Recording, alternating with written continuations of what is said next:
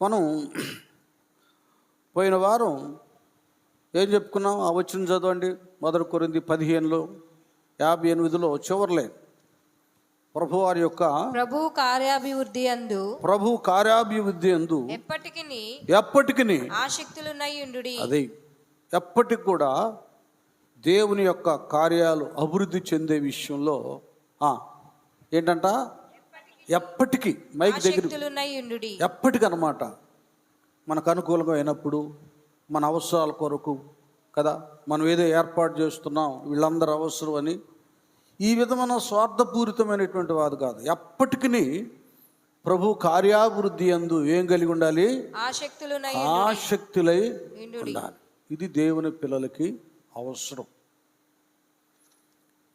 ఈ దినాన ఈ కొద్ది గొప్ప సంఘాలు నిలబడి ఉన్నాయంటే ఎప్పటికీ ఆసక్తి కలిగినటువంటి కొందరు భక్తులు ఉన్నారు కనుకే వరదల్లో, తుఫాన్లో, వర్షంలో కూడా దేవుని పని ఆగకుండా ముందు కొనసాగుతాం.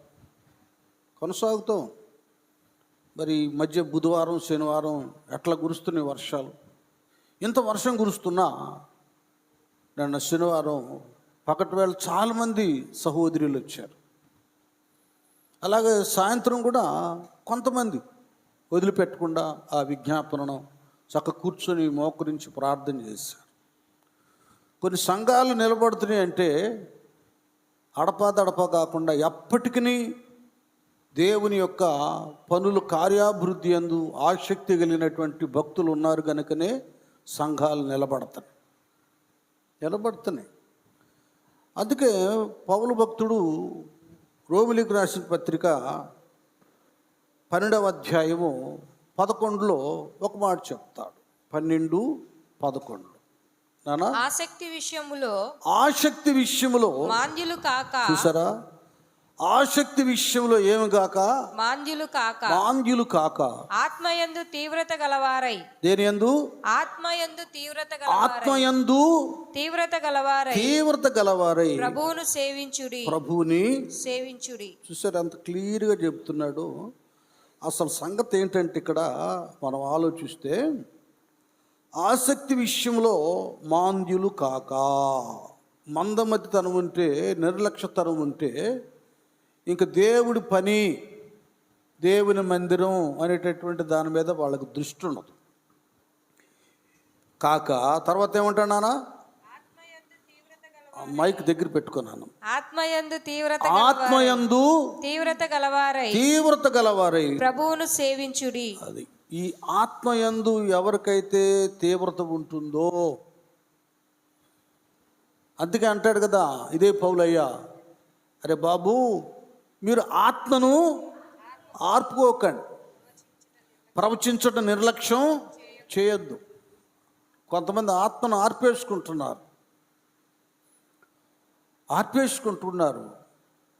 ఆత్మ ఆర్పివేయబడటం అంటే ఆటోమేటిక్గా నువ్వు దైవ కార్యాల ఎడల ఆసక్తి చూపకపోతే, దాన్ని నిర్లక్ష్యపరిస్తే, దాన్ని దాటివేస్తే, దాని విషయంలో దూరం అయిపోతే క్రమక్రమేణా నువ్వు ఆత్మతో నింపబడి భాషలు మాట్లాడినా, గంతులేసినా, మరొక వరం కలిగి ఉన్న ఆత్మ ఆరిపోతుంది. దీపంలో ఇదివరకు కిరోసన్ మరి ఆముదము సంబంధమైనటువంటి దీపాలు ఉండే. నూనె ఉన్నప్పుడే అది వెలిగేది. నూనె అయిపోతే కొద్దిసేపు ఆ ఒత్తిలో కొద్దిగా నూనె ఉన్నంత వరకు వెలిగి అది కాలిపోయేది. నూనె ఉంటేనేమో ఒత్తి కాలి మాడిపోదు, బూడిదైపోదు, వెలిగిస్తుంది. నూనె లేకపోతే కాలి బూడిదైపోదు. ఆధ్యాత్మిక విషయంలో కూడా పరిశుద్ధాత్మ శక్తి కలిగినటువంటి వారు నిత్యము వెలిగించబడాలంటే, ఇది కూడా చెప్తున్నానుగా, అప్పుడప్పుడు నీకు అమావాస్య పౌర్ణానికి వచ్చినప్పుడు, ఆరాధనప్పుడు, ఉజ్జీవంగా పాటలు పాడుతున్నప్పుడు కదిలించబడి గంతులేయచ్చు. సభలప్పుడు స్టేజీల మీద గంతులేయచ్చు. అదేంటో తెలుసా? ఒత్తి వెలిగిద్దే, ఆయిల్ లేకుండా కూడా ఒత్తి వెలిగి బూడిదైపోద్ది. ఆ స్థితి అది. అనుకుంటాం. చూసావా, బా సంవత్సరం తర్వాత వచ్చినా నేను ఆత్మతో గంతులు వేస్తున్నాను అనుకుంటాం. లేదండి. బాగా వెలిగే దీపం ఏమైపోయిందంట, బాగా వెలిగేది ఏమైద్ది, ఆరిపోయేదానికి అట్ట వెలుగు వచ్చింది, ఆరిపోద్ది. ఇది చాలామంది ఆత్మీయులకు అర్థం కావటం లేదు. నేను సరిగా ప్రార్థన రాకపోయినా, శ్రద్ధ లేకపోయినా, దేవుని పని ఎడల ఆసక్తి లేకపోయినా, చూసావా పాడంగానే గంతులు వేస్తానని నువ్వు అనుకుంటున్నావు. అది ఉద్రేకం, ఆవేశమని, అది భ్రమపరిచే స్థితి అని నీకు అర్థం కావటం లేదు. చాలామంది జీవితాలను, ఆత్మీయతను ఇలాగ పతనం చేసుకుంటున్నారు. దేవుడు తన వాక్య నియమానికి ఏది వ్యతిరేకంగా ఆత్మ విధానాన్ని కలుగు చేయడు.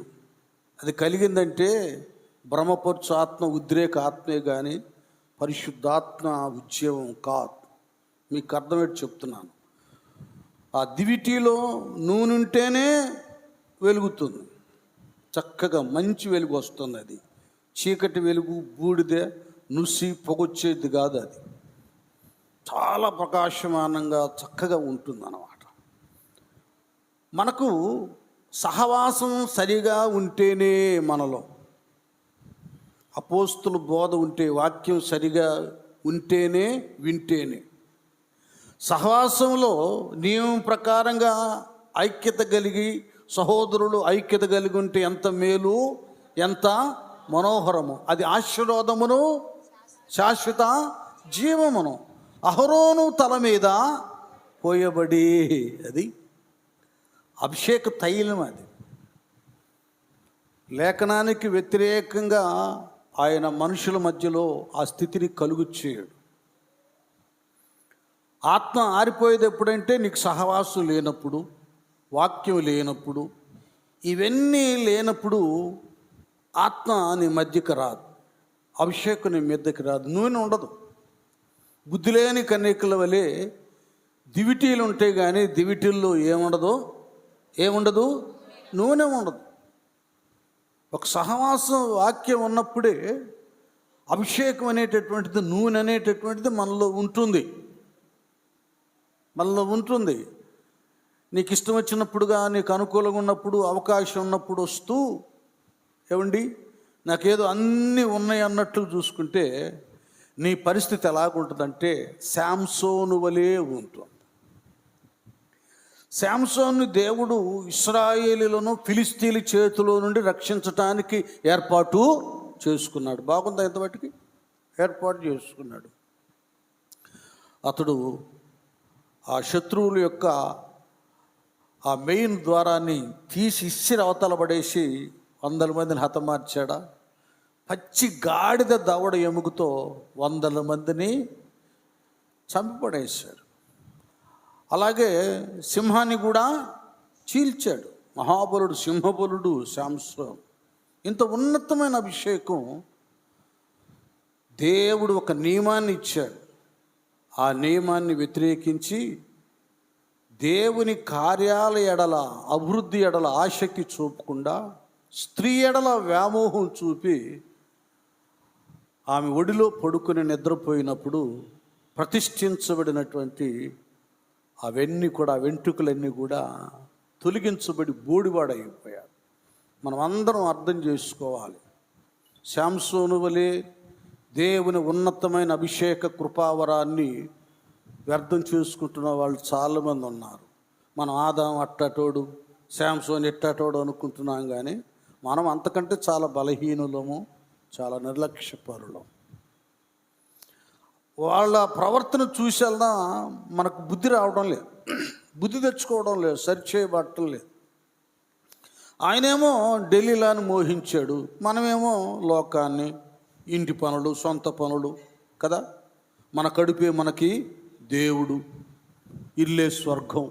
మన సొంత కార్యంలో ఎడల ఉన్నాం కానీ నేను రక్షించబడ్డానే, నాకు ఒక పని దేవుడు అప్పగిచ్చాడే, నేను బాగా ప్రార్థన చేసుకోవాలి, రక్షించబడ్డ సంఘంలో నేను ప్రోత్సాహకరంగా ఉండాలి, దాని అభివృద్ధి కొరకు నేను నడుం కట్టుకోవాలి, నా కుటుంబాన్ని నడిపించుకోవాలి, నేను నడవాలి, ఇంక అనేక మందిని తీసుకురావాలి అనేటటువంటి ఆ ధ్యాసే చాలామందిలో క్షీణించిపోయేది. నేను తింటే చాలు, నాకు వస్తే చాలు, నేను సమకూర్చుకుంటే చాలు. ఈ స్థితిలోనే ఉంటూ తెలియని రీతిగా శాంసోను వలె ఇహాన్ని ఐహిక విధానాన్ని ఆశించి దానిలో బంధించబడుతున్నా. ఈయన అన్నీ అయిపోయింది, బోడోడు అయిపోయాడు. ఆయన శరీర ఆశను బట్టి ఆత్మీయ ఆ ఆసక్తిని తాను పోగొట్టుకున్న దాన్ని బట్టి అభిషేకం పోయింది. గుండాడైపోయిన తర్వాత బోడివాడైనాక ఫిలిస్తీన్లు శత్రు సమూహం వస్తే వాళ్ళు వస్తున్నారు, శాంసన్ అనగా ఇలాగా ఎప్పట్లాగా విర్జమ్మాడు. కానీ యెహోవా అతని ఎడబాసినని తెలియలేదు. అర్థమవుతుందా మీకు? చాలామందిని దేవుడు ఎడబాసాడు. శాంసన్ వెళ్ళి తలలు ఊపుతున్న ఊరక, అందులో ప్రభావం లేదు. పోయింది. కళ్ళు పోగొట్టుకున్నాడా? బంధించబడ్డా? హేళన చేయబడ్డాడు? అవమానపరచబడ్డాడు. అర్థమవుతుందా? దేవుడు మనల్ని రక్షించుకున్నప్పుడు రక్షణకు ఏర్పాటుకు తగినట్లుగా దైవ కార్యాభివృద్ధి యందు మనం ఆసక్తి కలిగి ఉంటే మన వ్యక్తిత్వం, మన కుటుంబ వ్యవస్థ, మనల్ని బట్టి మన సమాజాన్ని ఒక ఉన్నతమైన స్థితిలో దేవుడు తీసుకొస్తాడు. అంతే.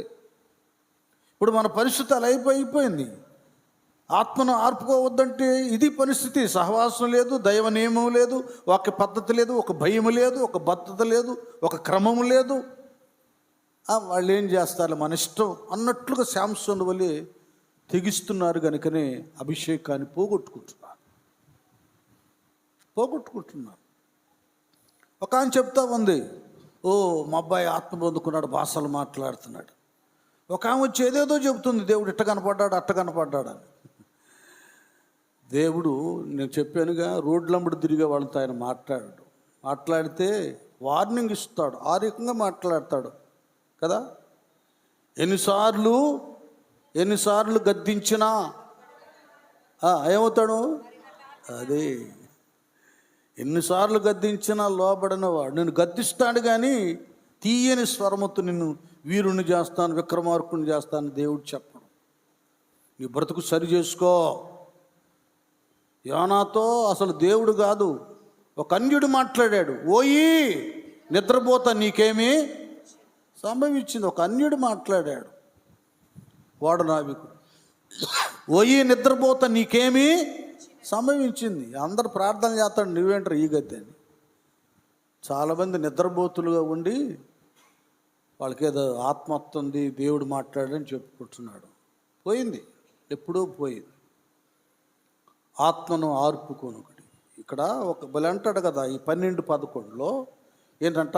ఆత్మ, ఆ మాట 12:11 రోమా, ఆసక్తి విషయంలో మాంద్యులు కాక ఆత్మయందు తీవ్రత గలవారై. అది ఆత్మ తీవ్రత అనేటటువంటిది నిలిచున్నప్పుడే మనం దేవుని పనిలో ఆసక్తి కలిగి ఉంటాం. ఆత్మను ఆర్పివేసుకున్నప్పుడు ఒక యోనా వలె, ఒక శాంసోను వలె మన బ్రతుకులు మారిపోతాయి. ఏం పనికిరాం. 1000 మందిని కాపాడవలసినటువంటి ప్రవక్త అతడు అడుగు పెడితే ఆ ఓడలో ఇప్పుడు 100,000 మంది చావుకు సిద్ధంగా ఉన్నారు. రక్షణ పొందుకున్న నువ్వు నేను, మనం ఎలాగో రక్షించబడ్డామో అనేకులకు రక్షణకు కారకులం కావాలి. రక్షణకు ఏర్పాటుకు తగ్గట్లుగా దైవ కార్యాల విషయంలో మన ఆసక్తి లేకపోతే మనం యోనా వలె, శాంసోను వలె బలహీనం అయిపోతాం. ఏమండి, మన ద్వారా కుటుంబ వ్యవస్థకి అభివృద్ధి కనబడదు. ఏది ప్రార్థన, ఏది ఆసక్తి, ఏది కార్యాభివృద్ధి యందు శ్రద్ధేది. కనుక దేవుడు ఇచ్చిన దాన్ని మనం కాపాడుకోవాలి. ఇది ఆత్మ ఆవేశంతో ఉన్నారు కనుకనే ఆసక్తి కలిగి ఉన్నారు. ఆసక్తి విషయంలో మాంద్యులు కాక అన్నట్లుగా ఉన్నారు. కనుక అందులో ఆత్మ తీవ్రతను పోగొట్టుకున్నారు కనుకనే ఆత్మ ఆరిపోయింది. ఇక ప్రవచనం లేదు, ప్రవచనం లేదు, రావడం లేదు. ఇక వస్తే ఆవేశంతో సొంత ప్రవచనాలు చెప్పడం మొదలు పెడతారు.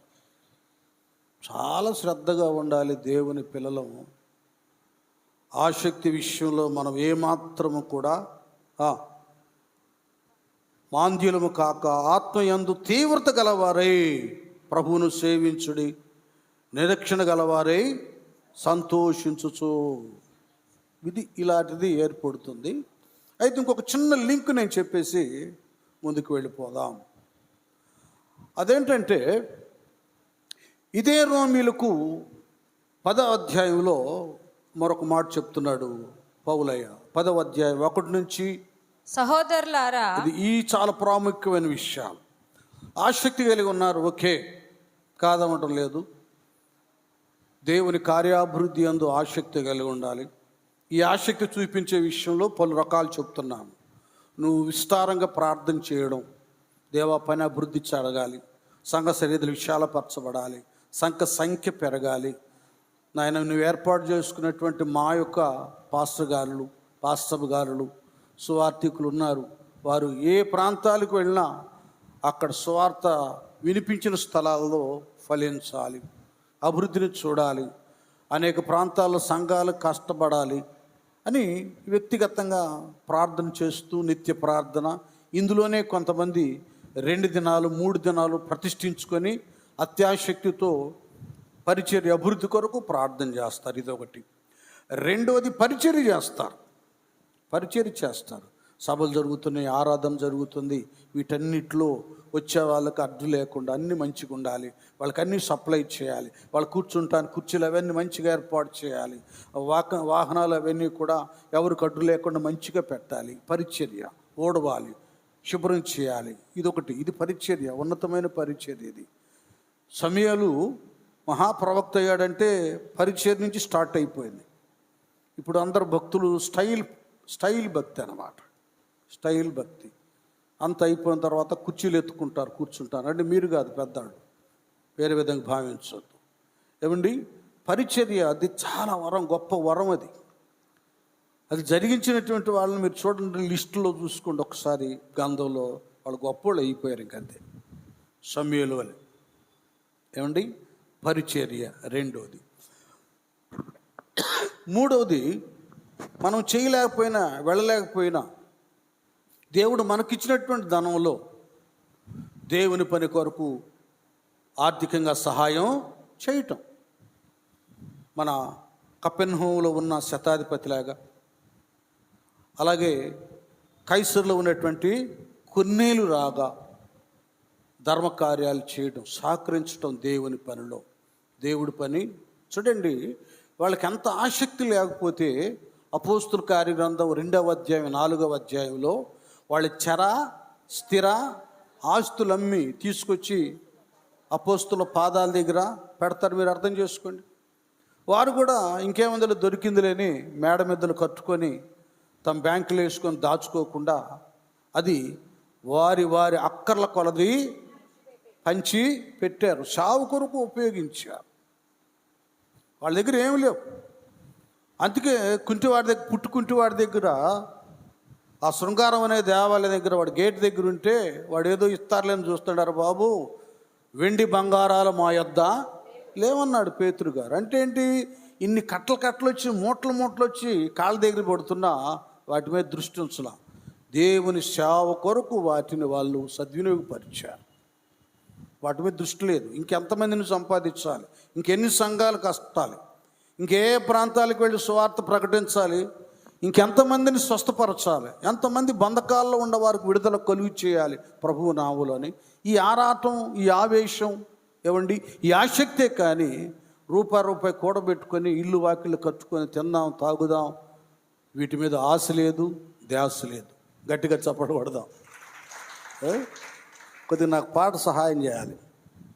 అపోస్తులు శిష్యులు అపనిందలు హింసలు, అపోస్తులు శిష్యులు అపనిందలు హింసలు, అన్నిటి చిరి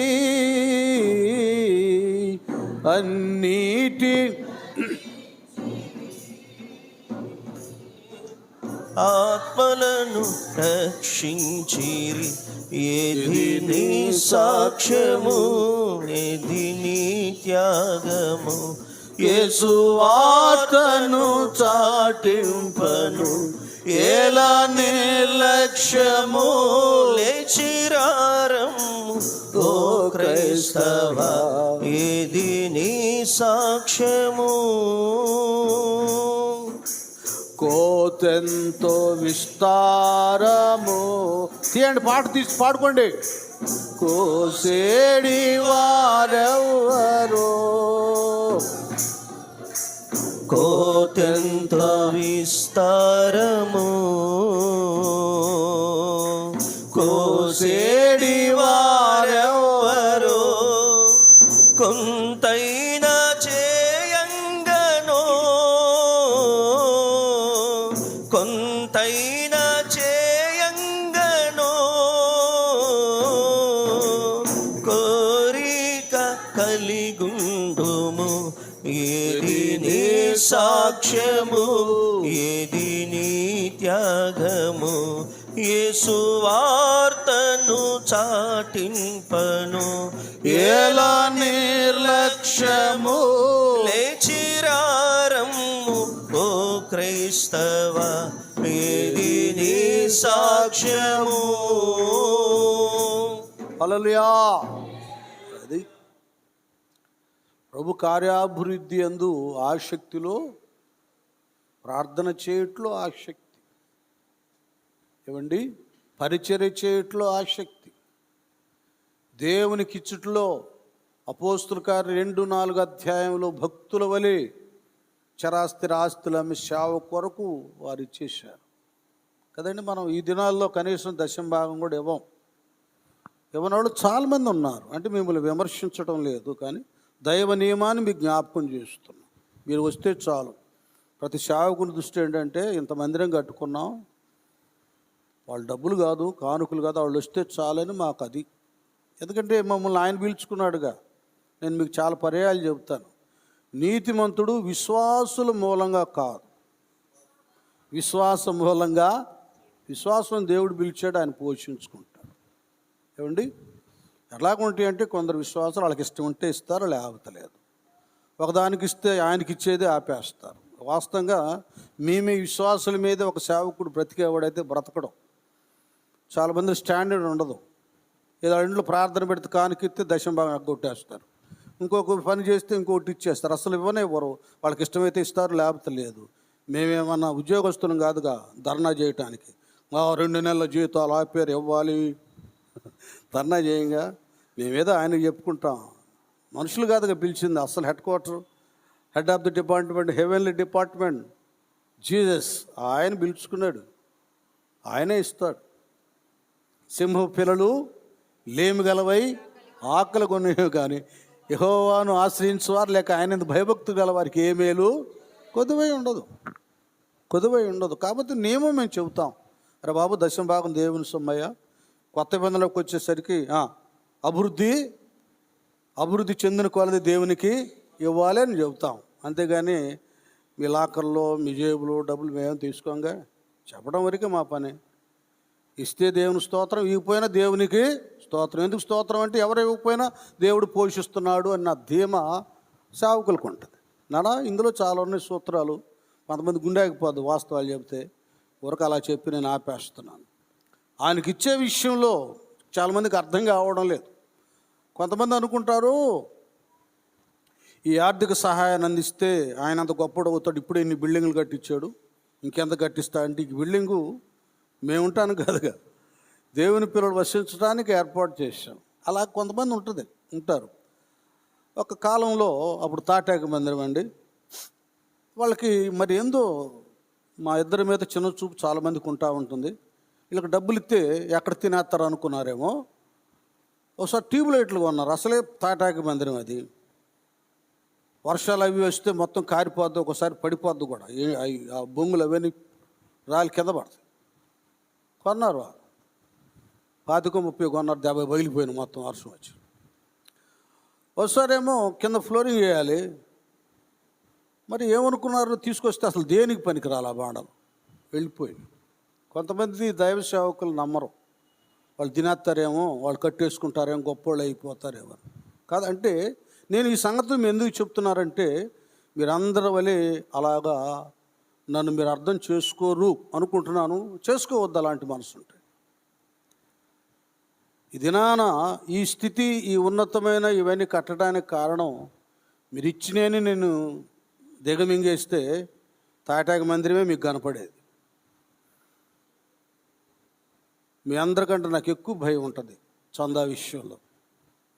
ఇవ్వకపోతే దేవుడి డబ్బులను మీరు ఎట్లా భయపడతారో, దేవుని సొమ్ము దేవుని కొరకు, దేవుని పని కొరకు నేను వినియోగించకపోతే దేవుడి దగ్గర లెక్క అప్పగించాలి అన్న భయం, అత్యధికమైన భయం నాలో ఉంది. వెళ్ళామటి పోగు చేసుకొని అక్కడక్కడ చందా తీసుకొని మా పిల్లలు తాగటానికి నేను ఎప్పుడు అలా చేయాల. అలా చేసిన వాళ్ళు ఉన్నారు, మీకు తెలుసు కూడా. మందిరం కట్టడానికని తీసుకొని సొంత స్వార్థం కొరకు ఉపయోగించుకున్న వాళ్ళు ఉన్నారు. భయం, నాలో దేవుని భయం ఉంది. ప్రతిదీ దేవుడి దగ్గర లెక్క అప్పగించాలి. మిమ్మల్ని దయచేసి మీరు 50 ఇచ్చినా 20 రూపాయలు ఇచ్చినా కూడా అది హెవెన్లీ అకౌంట్కి వెళ్ళిపోద్ది, పరలోకపు జాబితాలోకి వెళ్ళిపోద్ది. అట్లా దాచబట్టే అస్సలు మెరికిలుగా ఈ 2024 సంవత్సరం మందిరానికి స్థలం, సువార్త కొరకు బొలోరో కారు, వాహనం కొనగలిగా. ఇంకెన్నో కొంటాను, మీ కళ్ళారు చూస్తారు. చాలా ఉన్నతంగా దేవుడు చేస్తాడు. పిల్లలు కూడా ఏంటి నాన్న మాకు అదే విధం అంటారు. నేను పట్టించుకోను వాళ్ళని, ఎందుకంటే తల్లిదండ్రులు ప్రార్థనలు ఉన్నాయి, మీ అందరి ప్రార్థనలు ఉన్నాయి నా బిడ్డల మీద. దేవుడు కృప ఉంది. వాళ్ళ దేవుడు తలగా చేస్తాడు కానీ తోగ్గా చేయుడు. మేమంటే పేదకు నుండి వచ్చాం, వాళ్ళు దేవుని కలిగిన వారికి సంతతి కనుక వారు ఉన్నత స్థానం నుండి వచ్చారు. వారు నిత్యము ధనవంతులుగానే మన బిడ్డలు తీర్చబడతారు. వాళ్ళు ఎప్పటికీ అన్నటికి దరిద్రులు కానే కారు. ఎందుకంటే మీ ప్రార్థనలు, మీ విజ్ఞాపనలు మీ బిడ్డల మీద ఉన్నాయి. మనం చేసిందే మన బిడ్డలకు అభివృద్ధిని కలిగిస్తుంది. నాకు గట్టిగా చప్పలు కొట్టండి. అది ఏం చేసింది, తీసుకెళ్ళి పాలు విడిచిన తర్వాత అన్న అడబడేసింది సమయాలు తీసుకెళ్ళి. ధనవంతురాలా అక్కడ వేసేసింది. హోదాని ఘనతను ఏం లెక్క చేయాల. బిడ్డను అక్కడిస్తే ఆ బిడ్డ ఎంత గొప్పోడయ్యాడంటే ఏలి పిల్లలు కూడా ఆ స్థానం పొందుకోలే, తీసి అవతల పడేశాడు ఆ ఫ్యామిలీని. ఈయనే ఇశ్రాయేలు దేశానికి వెలుగును కలిగించాడు. గట్టిగా చప్పట్లో.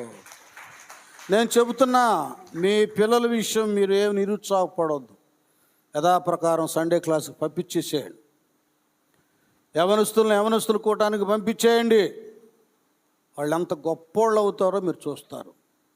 మేము ప్రత్యేకంగా సేవకులంగా సండే క్లాస్ కానీ యవనస్తులు కూడిగా నడిపించేవారు.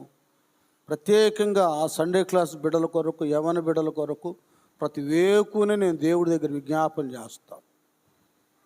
వాళ్ళ చదువుల్లో జయం, వాళ్ళ కలెక్టర్లు కావాలా, ఇంజనీర్లు కావాలా, డాక్టర్లు కావాలా, ఏది కావాలని కోరుకుంటున్నారో ఆ స్థానం వాళ్ళు సంపాదించుకోవాలి. వాళ్ళు నాయన నీ మినిస్ట్రీకి స్పాన్సర్స్గా ఉండాలి. అది ఇది నా అంతరంగాన్ని ఎంతమంది గ్రహించారో, అనుసరిస్తున్నారో, సహకరిస్తున్నారో మీ మనస్సాక్షిగా తెలుసు. ఇది హృదయపూర్వకంగా నేను దేవుడిని వేడుకునేది. ఇది ఎందుకంటే నేను ముసలాడిని అయిపోతున్నాను, తర్వాత జనరేషన్ వీళ్ళు రావాలి, ఇందులో కొందరు సేవకులు తయారవ్వాలి, ఇందులో కొందరు స్పాన్సర్స్ అవ్వాలి, సహకరించే వాళ్ళు అవ్వాలి, సంగీత విద్వాంసులు అవ్వాలి, గాయకులు అవ్వాలి, సువార్థికులు అవ్వాలి, మిషనరీలు తయారు అవ్వాలి అందరూ. అది ఏదో 10 మందిని సమకూర్చుకొని తిని తాగింది కాదండి. ఇది సేవ కాదు. ఒక వ్యక్తితో అంతరించిపోయేది కాదు. ఒక వ్యక్తితో అంతరించిపోయేది కాదు రక్షణ. నువ్వు, నీ భార్య, నీ పిల్లలు అందరూ రక్షించబడి కొర్నేలు ఇంటి వారిలాగా దేవునిలో కనబడాలి. అది సరైనది. రేపు నువ్వు పరలోకానికి వెళ్తావు, నీ పిల్లలు, నీ భార్య బిడ్డలు నరకానికి వెళ్తుంటే ఏడుతావా చెప్పు? దానికి కారణం నువ్వే అంటాడు దేవుడు. నువ్వేనమ్మా అంటాడు భర్త, బిడ్డలు. నాకు నువ్వే కారకురాలు. అసలు ఎప్పుడన్నా నీ ముఖానికి ప్రార్థనకు వచ్చావా? ఏడ్చావా? విజ్ఞాపన చేసావా? హృదయ వేదన కలిగిందా? ప్రసవేదన పడ్డావా? ఆత్మీయతలో వండుకొని తిన్నావా? చాలా ఉంటాయి రేపు దేవుడి దగ్గర. నేను అడగడం కాదు, రేపు అక్కడ మనం తల ఎత్తుకోలేం, స్థానం పోగొట్టుకుంటాం. చాలామందికి దైవ స్థితి అర్థం కావడం లేదు. తాము ఉండటం, తినటం, కట్టుకుంటాం, ఇది గొప్ప అనుకుంటున్నారు కానీ, అబ్బా దేవుడు నాకు ఇది ఇచ్చాడు స్తోత్రం అంటున్నారు కానీ, ఆత్రంగా బ్రతుకుతున్నారు కానీ ఆత్మీయతగా బ్రతకటం లేదు. అన్ని విషయాల్లో కార్యాభివృద్ధి అందు ఆసక్తి చూపించాలి. అది పరిచర్యే కానీ, అది ప్రార్థనే కానీ, దేవునికి ఇచ్చేటటువంటి దశమ భాగాలు, కానుకలు, విరాళాలే కానీ, అన్నిట్లో మీరు చూపించాలి మనం. అది కావాలి. అయితే దీనికి కూడా ఒక పద్ధతి దేవుడు పెట్టాడు. ఎలాగ పడితే అలాగా మనం ఇచ్చే చందాలు కానీ, డబ్బులు కానీ అన్నిటికీ ఆయన ఇష్టపడ్డాం. ఒకసారి ఏమంటాడు ఆయన, 10వ అధ్యాయం రోమిలీకి రాసిన పత్రిక అక్కడి నుంచి చదువుకుంటూ వద్దాం. సహోదరులారా, ఇశ్రాయేలీలు రక్షణ పొందవలెనని నా హృదయాభిలాషయు. చూడండి, ఇక్కడ పౌలు గారికి ఏంటంటే ఇశ్రాయేల్ అందరూ ఏమవ్వాలి? రక్షణ పొందవలెనని. అర్థమైందా? గుర్తుపెట్టుకున్నారా? సౌలుగా ఉన్న ఈయన పౌలుగా మార్చబడిన తర్వాత చాలే నేను బాగుపడ్డాను అనుకోట్ల. తన ప్రజలందరూ కూడా ఏం పొందుకోవాలి? రక్షణ. గట్టిగా ఏం పొందుకోవాలి? రక్షణ పొందవాలి. నువ్వు నీ ఇంట్లో రక్షించబడ్డావు, నీ ఇంట్లో వాళ్ళందరూ రక్షణ పొందుకోవాలని నీ అభిలాష, నీ ఇష్టత ఉండాలి. నిజంగా వాళ్ళ మీద నీకు ఇష్టం ఉంటే మనస్ఫూర్తిగా వాళ్ళ కోసం కన్నీటితో ప్రార్థన చేస్తావు, వాళ్ళ దేవుడి దగ్గర తీసుకొని వస్తావు. ఇంకంతే, తీసుకొస్తావు.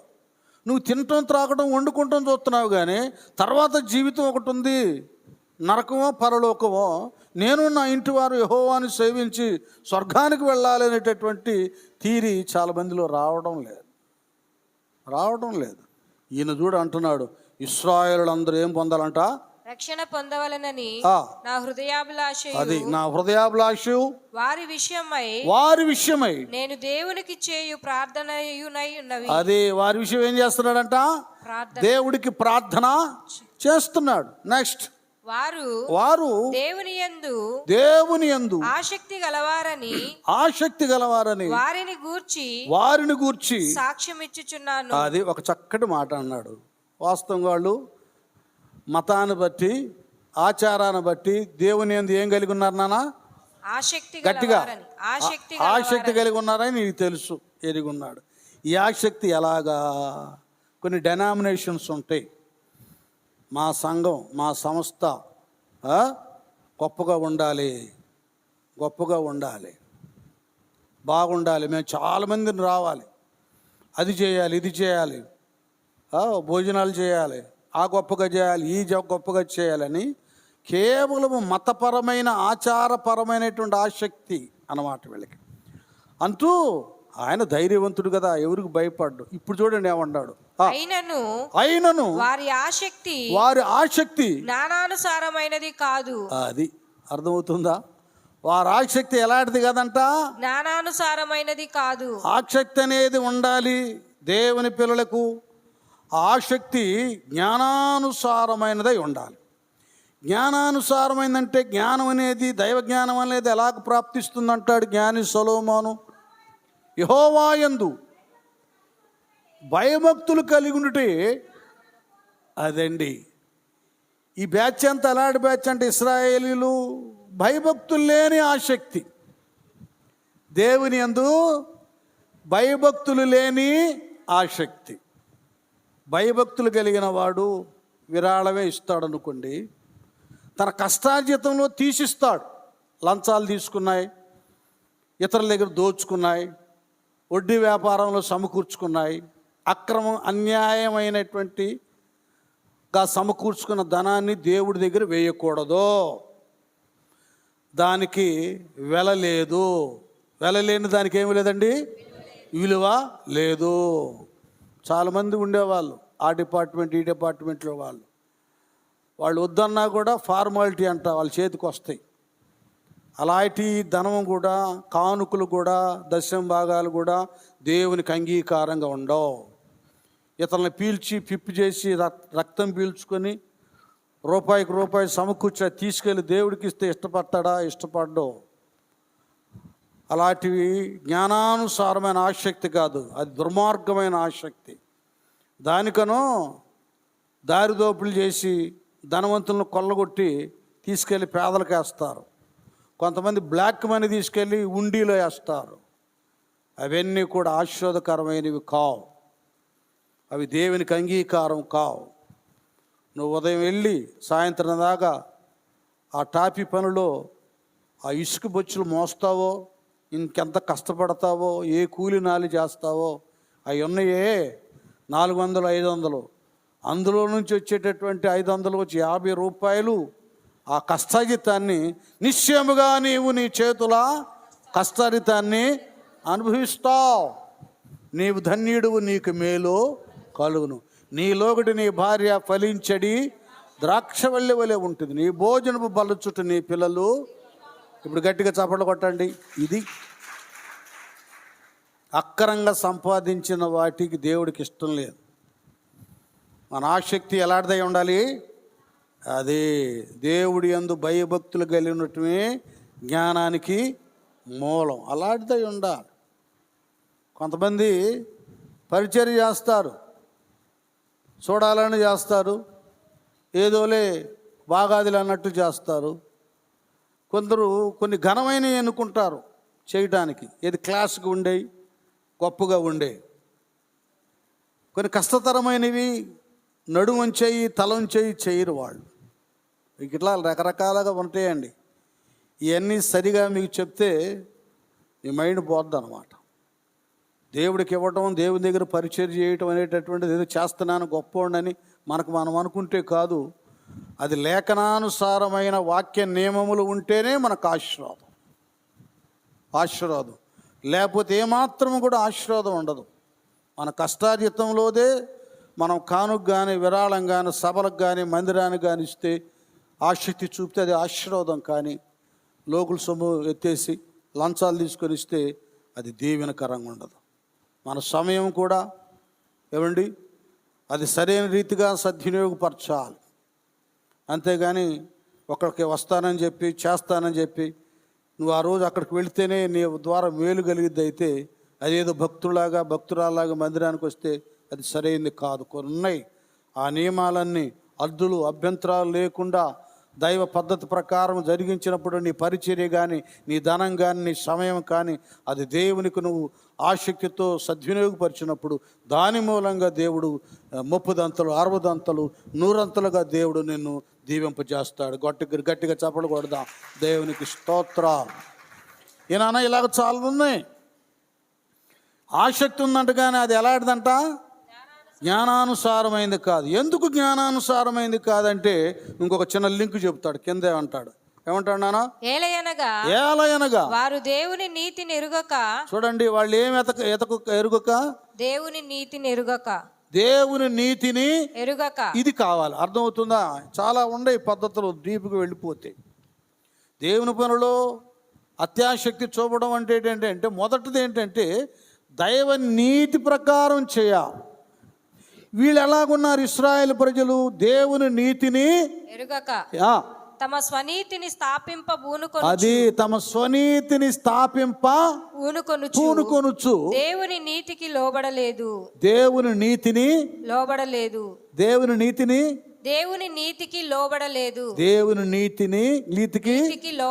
లోబడలేదు. చూసారా?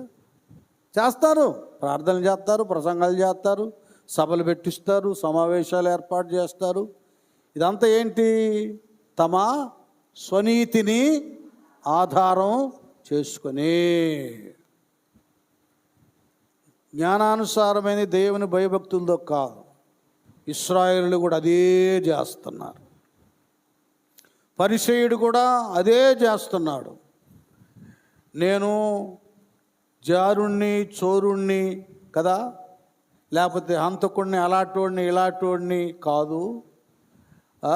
ఇదిగో ఈ శంకర వలె పాపిని కాదు.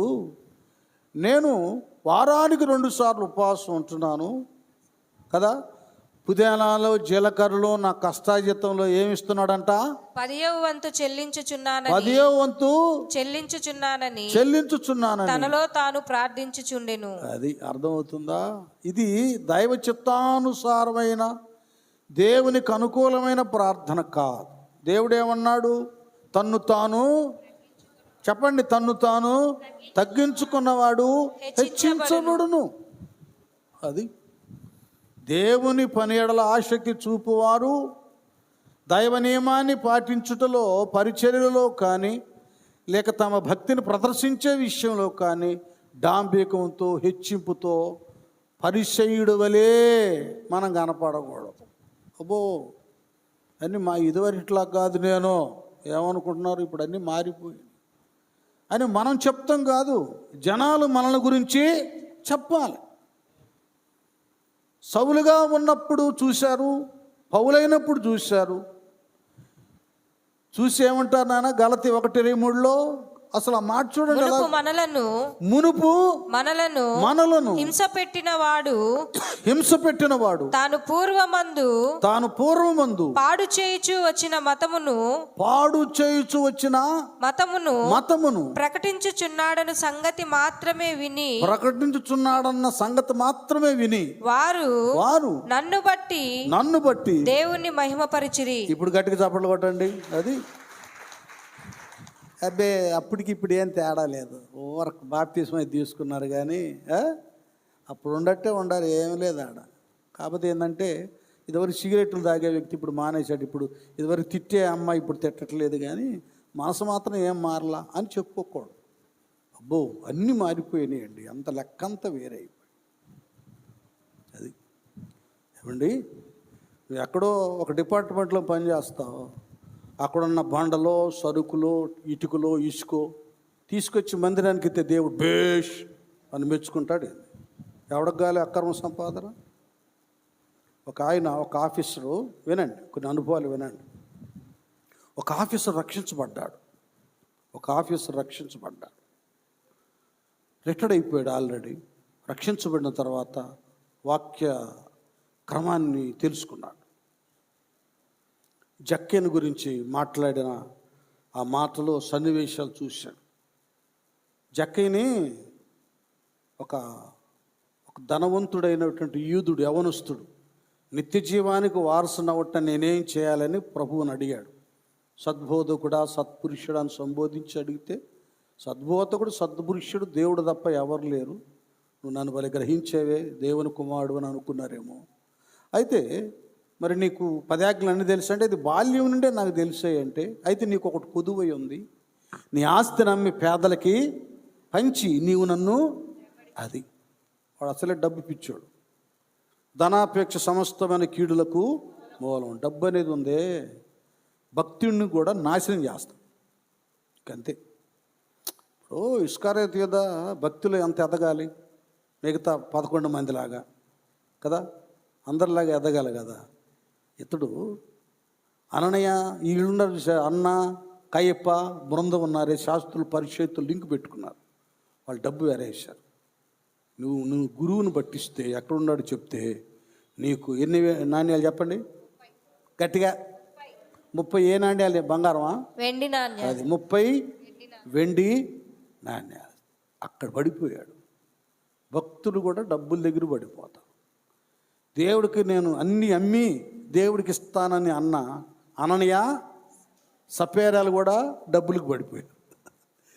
దేవుడికి ఇవ్వాల్సిన అంతలో కొంత దాచిపెట్టుకున్నారు. ఇన్ని పాఠాలు నేర్చుకుంటా ఉన్నా కొందరు బ్రతుకుల్లో మార్పు రాదు. దానికి మనం ఏం చేస్తాం? మార్పు రాదు. తప్పకుండా పడిపోయాడు ఇస్కారియోతు కదా. జీవితాన్ని సర్వనాశనం చేసేసింది ధనాపేక్ష.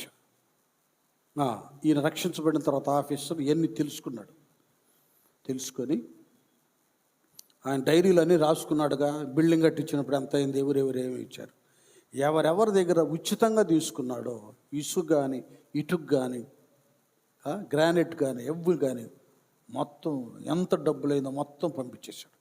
అదేంటి సార్ అంటే, అప్పుడు నేను దేవుణ్ణి యేసయ్యని ఎరగలేదు, నేను మారు మనసు పొందలేదు. ఇప్పుడు ప్రభువు నేను ఎరిగాను. నా ప్రభువు నాకు నీతి, న్యాయము, పరిశుద్ధత నాకు నేర్పించాడు. నీ పొరుగు వారిది ఏది ఆశించకూడదన్నాడు. ప్రేమించమన్నాడు కానీ ఆశించమల్లా అని చేస్తే బెత్తరపోయారు వాళ్ళందరూ. ఇది మార్పు.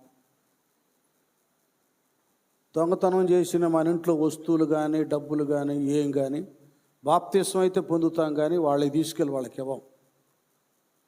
రేపు అన్నీ కౌంట్ ఉంటుందండి. అందుకే దేవుడు చెప్పిస్తున్నాడు, బాప్తీసం పొందేవా రక్షణ అన్నావా, మరి ఈ పని ఏంది, అది వాళ్ళకి ఇచ్చేసావా? అది ఏమనే వద్ద నేను ఒకటి తీసుకున్నాను, ఒకటి తీసుకుని ఏమన వద్ద ఏమంటాడు చక్కయ్య? అది మామూలుగా లేదు భక్తి విధానం. కొందరు ఏది వింటే ప్రార్థనలకు కూడా రారు, మానుకుంటారు. ఇదంతా మనకేడ్రా బాబు, లోకంలో బ్రతకలేమని. చాలా నియమాలు ఉన్నాయి. మనకు తెలిస్తే వాళ్ళు ఇచ్చే గ్రైనేడ్, వాళ్ళు ఇచ్చేటటువంటి ఇటుక ఇది తన కష్టార్జితం కాదు, ఇది అక్రమ సంపాదన అని తెలిస్తే సేవకులంగా, దేవుని పిల్లలంగా దాన్ని మనం తీసుకోకూడదు. నాకొద్దండి, మేము తీసుకోము. నీ జీతంలో ఒక 100 రూపాయలు ఏసు రక్తమే జయించాలి. నాకు అక్రంగా నువ్వు లక్ష ఇచ్చినా వద్దు. ఈ తీరికి సేవకులు రావాలి, దేవుని పిల్లలు మీరు రావాలి.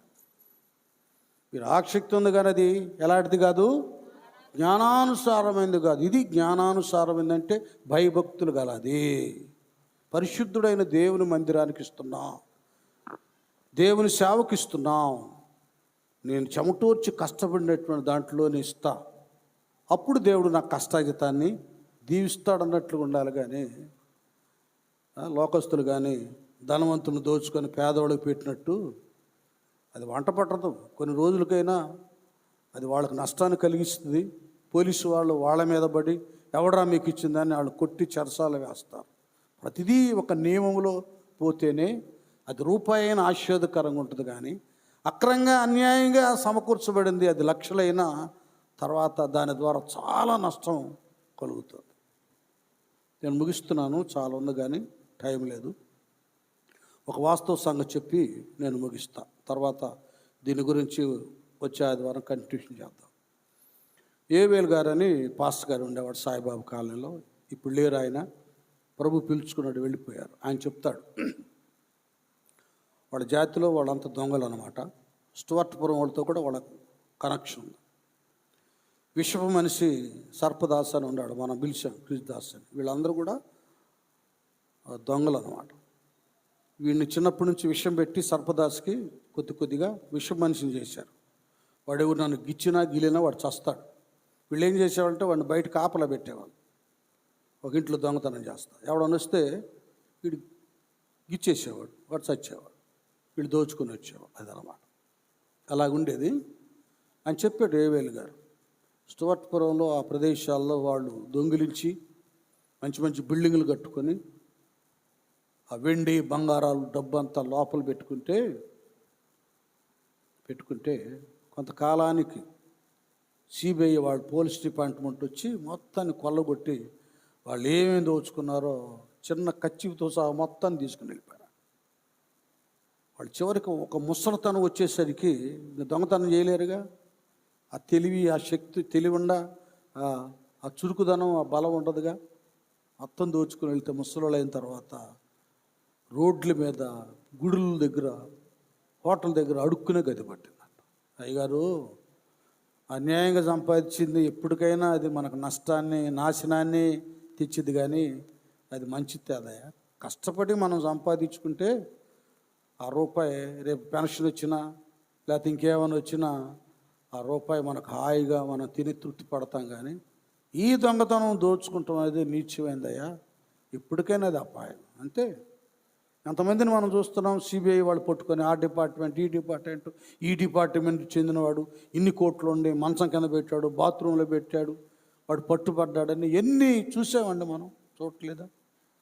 కాబట్టి లోకంలోనే దొరుకుతుంటే దేవుని పిల్లలం మనం. మన దేవుడు చూచువాడు. మనం చేస్తున్న న్యాయాన్ని, అన్యాయాన్ని ఆయన స్పష్టంగా చూస్తాడు. కనుక మనం నియమ ప్రకారంగానే మన కష్టాజితాన్ని నియమ ప్రకారంగానే దేవుడికి ఇవ్వాలి.